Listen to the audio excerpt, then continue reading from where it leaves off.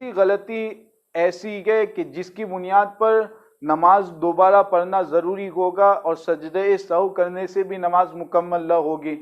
کون سی غلطی ایسی ہے کہ سجدہ سہو کر لیں گے تو نماز مکمل ہو جائے گی، اور کون سی غلطی ایسی ہے کہ اس میں سجدہ سہو کرنے کی ضرورت ہی نہیں ہے؟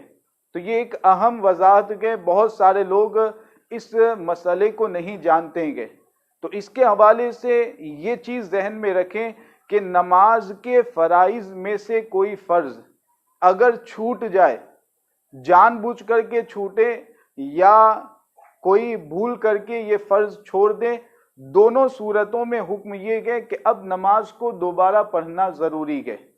بعض لوگ سمجھتے ہیں کہ فرض چھوٹ گیا ہے پھر بھی سجدہ سہو کر لیں گے تو نماز مکمل ہو جائے گی، تو یہ غلط خیال ہے۔ فرض چھوٹنے کے بعد سجدہ سہو کرنے سے بھی نماز مکمل نہیں ہوتی ہے، بلکہ اب نماز کو دوبارہ پڑھنا ضروری ہوتا ہے۔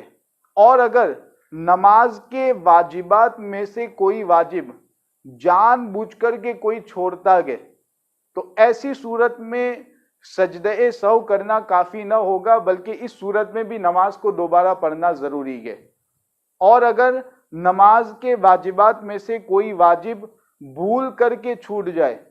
تو اس صورت میں سجدہ سہو کر لیں گے تو نماز مکمل ہو جائے گی۔ ہاں، اگر اس صورت میں سجدہ سہو کرنا بھول گیا، سجدہ سہو نہیں کیا، نماز سے باہر ہو گیا، تو اب اس نماز کو دوبارہ پڑھنا واجب اور ضروری ہوگا۔ اور اگر نماز کی سنتوں میں سے کوئی سنت یا نماز کے مستحبات میں سے کوئی مستحب چھوٹ جائے تو ایسی صورت میں سجدہ سہو کرنا ضروری نہیں ہوتا ہے، نہ نماز کو دوبارہ پڑھنا ضروری ہوتا ہے۔ ہاں، بہتر یہ ہے کہ آپ نماز کو دوہرا لیں،